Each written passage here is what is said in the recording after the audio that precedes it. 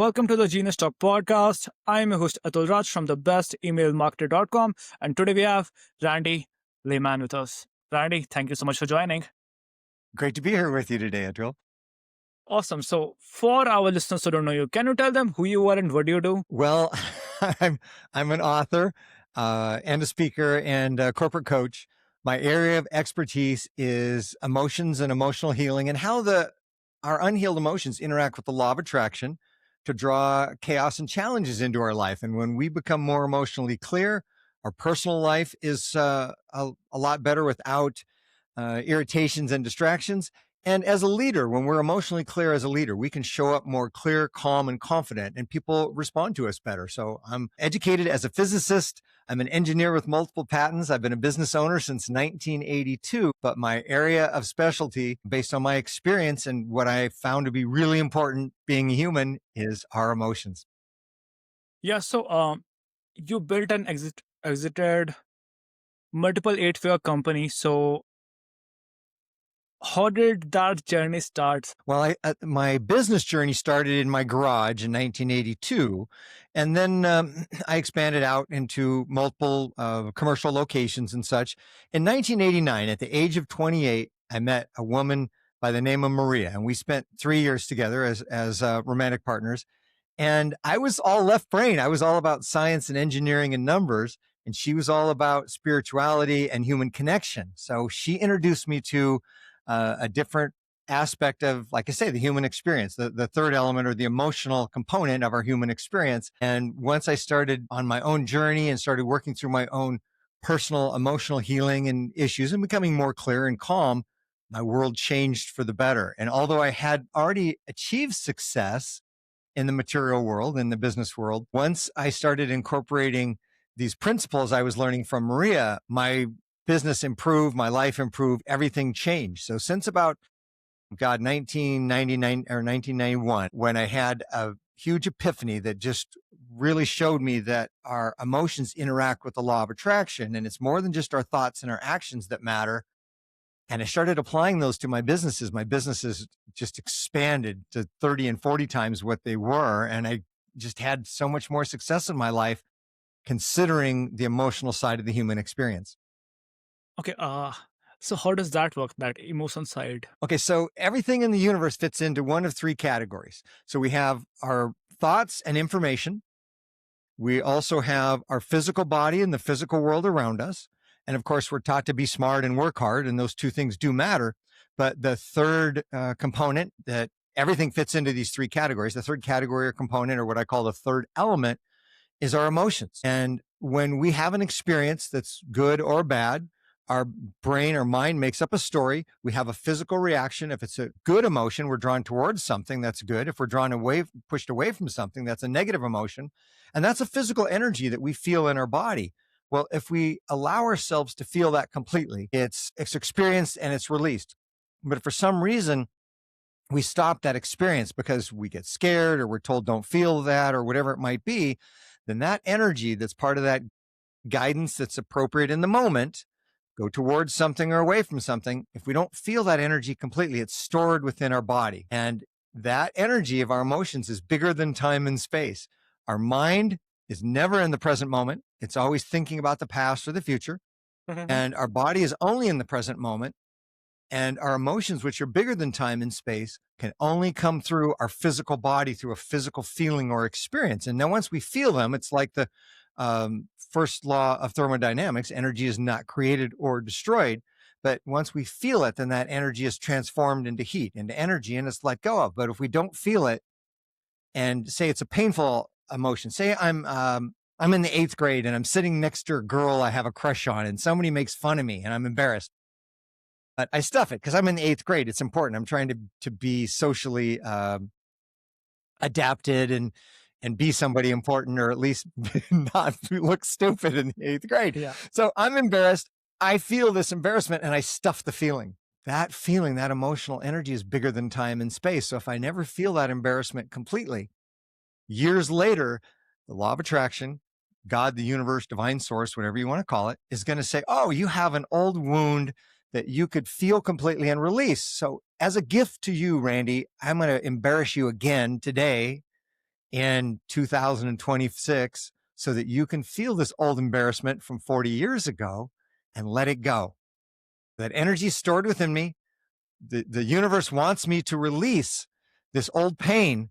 So it brings me a reminder. And if I don't understand the connection between the opportunity to release old pain and the irritation in my life today, I just get pissed off at the outside world and I try and change the world around me. And from my experience of 64 years on this planet, whenever I try and change the world around me or change people around me, especially, they don't change. But what can I change? I can always change myself.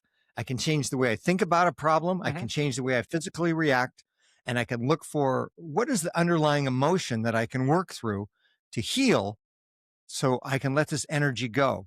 Now, in business, this is important because if I have fears around success, if I have worry about how my team is going to perform, if I'm worried about, am I going to get a promotion? That energy within me, people feel that when I walk into a room. If I'm worried, if I'm frustrated, if I have doubts, no matter how pretty a face I want to put on and how big a smile or how confident, serious look I have, when I walk into a room, people feel my tension. People feel my worry. And they respond to me differently. If I'm leading a group of people, whether I'm leading 2 people or I'm leading a group of 50 people, those people are looking to, what does Randy feel like? Is the leader calm and confident, or is the leader tense and worried? And then they respond. If I'm tense and worried, they're tense and worried. If I'm calm and confident, the people I am leading are now going to be calm and confident and going to listen to me a whole lot better. My emotional clarity, to me, is as important as my intelligence and the actions that I take. And no matter how much I try and push aside my own emotional challenges in the way of, as I said, simple things, tension, worry, concern, no matter how much I try and push them down, they're still there. And as people, we feel each other as much as we hear each other. And here's the thing that I found is really important as a leader. People can't hear what I have to say until they feel safe in my presence. And if they feel safe and they know I'm there to support them and help them succeed, and they not only know that, but they feel that, now my team members are on my side because I'm on their side. It's all about, do they feel safe? Do they feel supported? And then once they feel safe and supported, they can hear me and follow my direction, and we can accomplish a lot more. By the way, can you talk about the concept of now? Of now, absolutely. Yeah, because I was reading a book. What is the name? Yeah, The Happy Pocket Full of Money. Have you read that one? I have not. Okay, okay. So it was about I, it was about quantum physics, and then you were talking about like time, that there is only now, and that's it. Yes. There's no past and future. Well, it all comes back to 0 point energy and 0 point time. So from a higher level, higher dimensional perspective, looking at our lifetime, it all exists all at once. If I go back to a movie that runs, not a digital movie, but on film, a reel of film, and the movie's all there, I can hold it in my hand and it's all there at once. But in order to experience that movie, I have to play it through the projector 1 frame at a time. And our lifetime, and this can get more complicated, but our lifetime is like a movie on a reel of film. It can be seen from a higher perspective all at once, but it can only be experienced 1 frame at a time, 1 moment of now at a time, to the next moment, to the next moment, to the next moment. And so all these moments are part of the quantum field of what has been and what will be. And the future is full of infinite possibilities that all exist already. But which future possibility we experience, we walk into, become the current now, depends on my thoughts, depends on my actions, and depends on my emotions. So it's just like the double slit theory when you go back to Heisenberg's uncertainty principle. Light is only energy until it's observed or it's called into action, and then it becomes material. Then it becomes something of form. So our future exists energetically as a potential future, and the now that we experience as we walk into that moment of that new now, that new moment of now, that is co-created for us by quantum physics and the law of attraction to be our experience based on the resonance with the energy of our thoughts, the energy of our actions, and the energy of our emotions.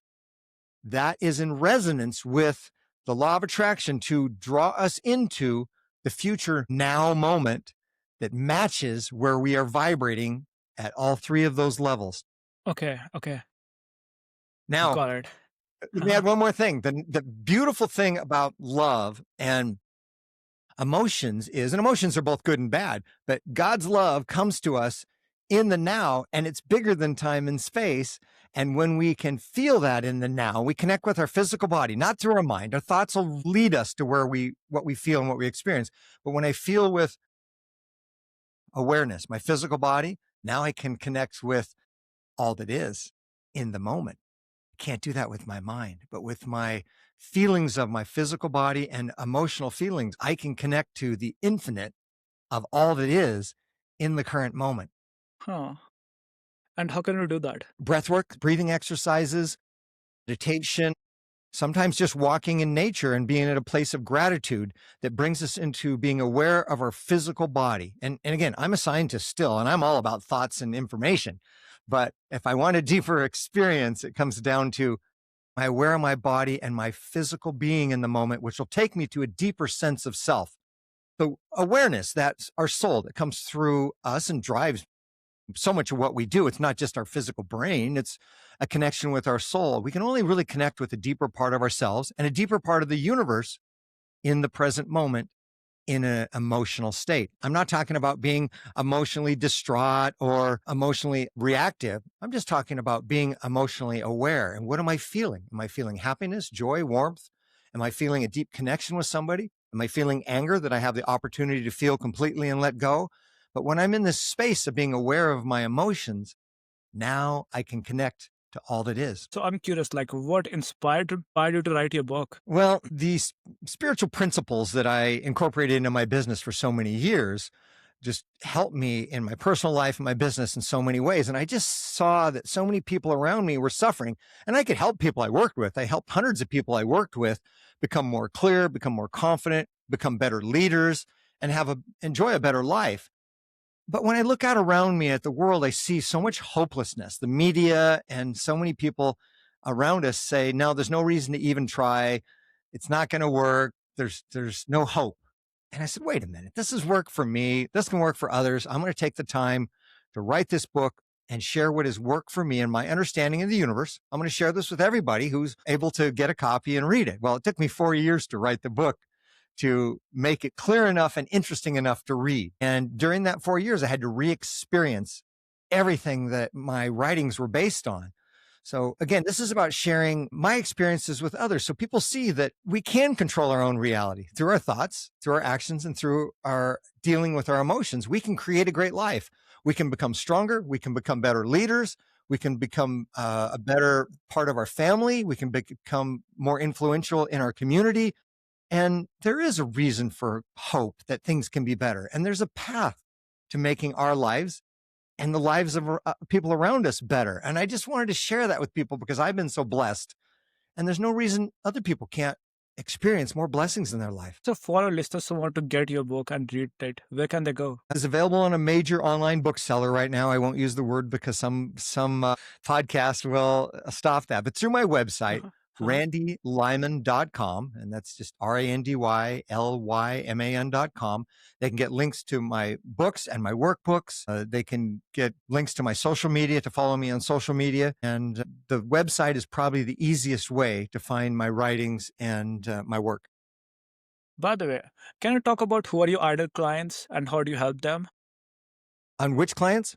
Like who are your ideal clients? My ideal clients are business leaders who are ready to learn more about a way of showing up with a deeper sense of self. They're curious about what other options there are. How can I become a better leader? So, two key words: curiosity, and they're interested in learning something at a deeper level. So, if somebody wants to show up more clear and calm in order to have more influence over their team, over their business, over whatever it is, whoever it is they're leading, that's my ideal client. Because I came from such a left brain world and I still operate there, and I transform myself to a person who understands the emotional aspect of our interactions with the people we lead, I can help leaders become stronger in the way they show up. The irony of my process is I show up more vulnerable, I show up more authentic, and I show up more calm without pushing my way to success. I help people understand how they can be successful as part of the business or part of the team. And through that understanding, they contribute more. And the old way, because I'm an old guy, like I say, I'm 64. I was born in 1961. 40 years ago, we just pushed everything through. We just took the masculine approach. We're gonna force through our success. And that worked okay then, but it certainly doesn't work now. And it's always been better to be able to motivate people, to help people understand what they're capable of, to help people understand that when we work together and we all cooperate, we can accomplish more. So a leader who wants to accomplish more and is interested in looking at a different way of leading, that's my ideal client. Now, I also do personal one-on-ones with people who want to work through emotional trauma and who want more success and peace in their life. But ideally, it's business leaders. So, what are the 3 books that has the most impact on your life? Illusions by Richard Bach, because in Illusions, it's a fiction book, and it was written, I think, in 1977. It talks about the law of attraction and that we are not victims and that we need to be strong within ourselves so that we can be of better service to the people around us. So that was really helpful. How to Win Friends and Influence People by Dale Carnegie. I think the book's over 100 years old now, and that's a really successful book. And then there's a book by Zig Ziglar called See You at the Top. Some of his later books I didn't care for as much, but See You at the Top was about planning and time management and how we could accomplish more when we believe in ourselves. We take a disciplined approach to our lives and a disciplined approach to business. So those are the 3 books that helped me the most. Okay, so is there anything else that you would like to share? Absolutely. So whether it's for people on a personal level or it's for business leaders, we don't have to do things perfectly. We're humans. We make mistakes. When we admit to our mistakes, we can improve. When we admit our mistakes to others, then we have more credibility. When we try and deny reality and no, I didn't do anything wrong, that's ego. It gets in the way. We lose credibility, we lose connection. And as leaders, we need credibility. And with the people we interact with, we want them to know they can trust us. So when we can admit our mistakes, then we can deal with the mistakes and find a way to improve. And the people around us will see us actually as being stronger. If I'm strong enough, people look at me and go, holy cow, Randy just admitted that he was wrong. When I'm strong enough to admit that I'm wrong and I know that who I am and my power in the world doesn't come from ego, it doesn't come from my title, it doesn't come from being perfect, it comes from a deeper sense of self, then I earn respect and then better things happen. So perfection, if I'm building medical equipment or airplanes, yeah, perfection is really important. If I'm interacting with people, this is about being genuine, and being genuine, being authentic is much more powerful than being perfect. So, looking back when you started, what's one lesson you would tell yourself if you could restart today? Aside from not having to be perfect, it's also other people around me don't need to be perfect. They're doing the best they can. And until they know that I'm there to support them and they feel I'm there to support them, they're going to show up to work worried, scared, protected, guarded, and only worrying about themselves. When I can create an environment where people feel safe to be themselves and take risks and give their all and not be judged, be helped. Yeah, sometimes we have problems where we have to take disciplinary measures and all that, and we still have to set up order and structure. But when I can create an environment where people feel safe and they can show up being who they are without worry, we all accomplish more together. Okay, Randy, thank you so much for spending some time with us and sharing your wisdom. It was really fun chatting with you. It was great talking with you. Thank you for having me on, and hope you have a wonderful day. This is Genius Talk Podcast, and I'm your host Atul Raj from the bestemailmarketer.com, of course. So, speaking of email marketing, if you got some questions, challenges, doubt, or just simply need some help with your email marketing, then reach out to me at atul@thebestemailmarketer.com, and I'll be happy to help.